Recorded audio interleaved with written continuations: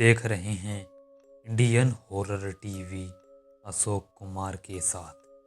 दोस्तों, यदि आप हमारे चैनल पर नए हैं तो हमारे चैनल को सब्सक्राइब कीजिए और बेल आइकन प्रेस करना बिल्कुल मत भूलना, ताकि हमारी लेटेस्ट वीडियो की नोटिफिकेशन आपके पास सबसे पहले पहुंचे। आइए बढ़ते हैं आज की कहानी की तरफ। यह कहानी बेगुन कोदार रेलवे स्टेशन की है। साहिल, जिसका तबादला हाल ही में बेगुन कोदार स्टेशन पर हुआ था, उसके उच्च अधिकारी श्रीमान मनोज कुमार उसे समझा रहे थे कि देखो साहिल, तुम्हारी ड्यूटी बेगुन कोदार के स्टेशन पर है और तुम्हारी शिफ्ट रात की है। याद रहे, रात में यहाँ पर कोई भी नहीं रुकता, कोई यात्री या ट्रेन भी। यहाँ पर कोई खिड़की भी खोलने की हिम्मत नहीं करता। तुम्हें बस एक बात ध्यान में रखनी है, रात के वक्त तुम बस अपने कैबिन में ही बैठे रहना। याद रहे, बाहर निकलने की कोशिश भी मत करना, चाहे तुम्हें इतनी भी आवाज़ें आएँ और कोई भी पुकारे, परंतु तुम्हें अंदर ही रहना है। उसकी बात सुनकर साहिल थोड़ा सा सहमत हो गया था, परंतु उसने बचपन से ही बेगुन कोदार स्टेशन के बारे में काफ़ी भूतिया किस्से सुने हुए थे। उसे बचपन से ही यहाँ पर आने की उत्सुकता थी।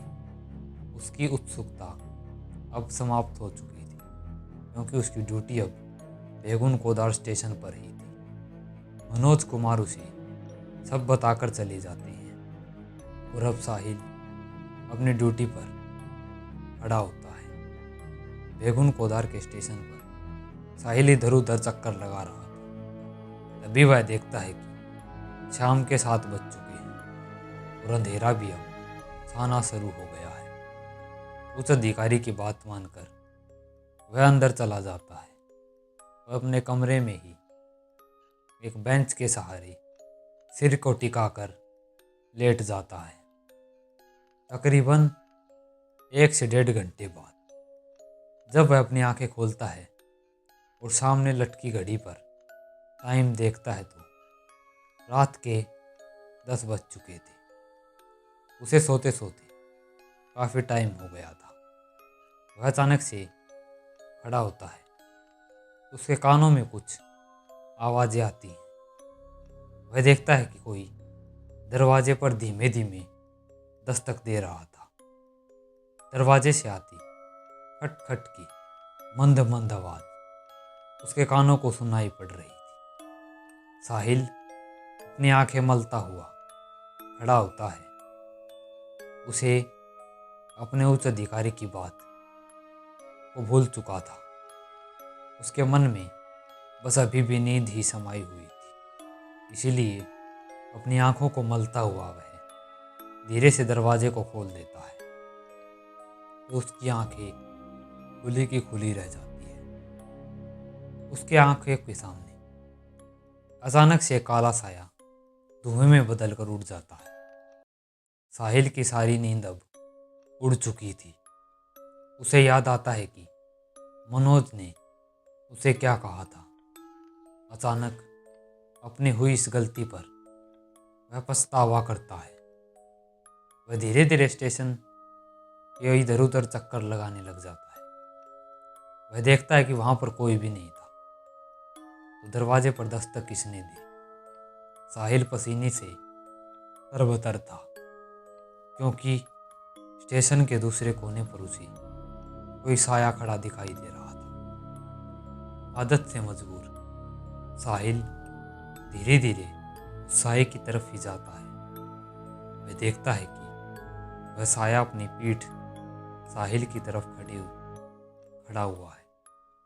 साहिल को उसका चेहरा दिखाई नहीं दे रहा था। वह धीरे धीरे अपने दबे हुए कदमों से उस साये की तरफ बढ़े जा रहा था। धीरे धीरे उस साये की तरफ वह बढ़ रहा था।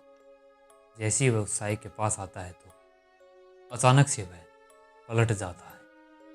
उसे देखकर साहिल के हाथ पांव थर थर कांपने लग जाते हैं। दरअसल वह किसी औरत का साया था। और वह अपनी खून सी लाल आंखों से साहिल की तरफ ही देखे जा रही थी। साहिल उसे देखकर इतना ज़्यादा डर चुका था कि वह वहाँ से हिल भी नहीं पा रहा था। साहिल इतना खौफ में पहले कभी भी नहीं आया था। डर का एहसास उसे ज़िंदगी में पहली बार हुआ था। वह इतना ज़्यादा डर चुका था कि उसके मुंह से आवाज़ भी बाहर नहीं निकल रही थी। वह औरत लगातार साहिल की तरफ ही देखे जा रही थी और एक मंद मंद मुस्कान उसके चेहरे पर आ चुकी थी। साहिल उसकी मुस्कान को देखकर बस खड़ा थर थर काँप रहा था। वह धीरे से अपना एक हाथ साहिल की गले पर ले आती है और धीरे धीरे उसके हाथ साहिल की गले से उसके सीने पर और सीने से उसके पेट पर जाकर उस औरत का हाथ रुक जाता है। वह उसकी पेट में नाभि के पास अपना हाथ घुमाने लग जाती है और अचानक ही उसके नाखून बहुत ज़्यादा लंबे हो जाते हैं। साहिल की तो मानो दिल की धड़कनें ही बंद हो गई हो। वह इतना ज़्यादा डर चुका था कि वह कुछ सोच ही नहीं पा रहा था। तभी साहिल कुछ कर पाता इतने में ही उस औरत ने अपने लंबे नाखून को साहिल की नाभि में घुसा दिया। अचानक से साहिल की नाभि से खून के फव्वारे बाहर निकलने लगे। साहिल दर्द के मारे कराहने लगा। वह इतनी जोर जोर से चिल्ला रहा था कि उस सुनसान स्टेशन पर उसकी चिल्लाहट की गूंज साफ साफ सुनाई दे रही। वह वीरान पड़ा स्टेशन साहिल की चीखों से गूंजने लग गया था। आसपास सभी जगह कुत्तों के भौंकने की लगातार आवाज़ें आने लग गई थी, मानो कुत्ते भी यह मंजर देखकर रोने लग गए हों। चारों तरफ इतना भयंकर माहौल बन चुका था। अचानक ही वह औरत साहिल के पेट में से अपने हाथ को निकालती है तो उसके हाथ में साहिल की नाभि होती है, जिसे वह अपने हाथों में उछालने लग जाती है। साहिल कुछ देर बाद ही अपना दम तोड़ देता है और वहीं पर उसका शरीर निढाल होकर गिर जाता है। वह औरत वहशियों के साथ तरह साहिल की नाभि को अपने दांतों के बीच चबा रही थी। अगले दिन जब मनोज आते हैं तो उसकी आंखें फटी की फटी रह जाती, क्योंकि साहिल अब उस स्टेशन पर खून से लथपथ पड़ा हुआ था। मनोज भागकर उसके पास जाता है और वह देखता है तो साहिल की सांसें अब चल नहीं रही थी। वह इस दुनिया को छोड़कर बहुत दूर जा चुका था। साहिल के मरने का मनोज को काफ़ी दुख था, परंतु साहिल अपनी ही नादानी की वजह से अपनी जान गंवा बैठा। जब मनोज उस क्वार्टर की तरफ जाते हैं तो कमरे के बाहर दरवाजे पर कुछ लिखा हुआ पाते हैं। उनके भी शरीर में एक सिहरन सी दौड़ जाती है। यह 37वां शिकार था और इसके बाद भी वह प्यासी थी।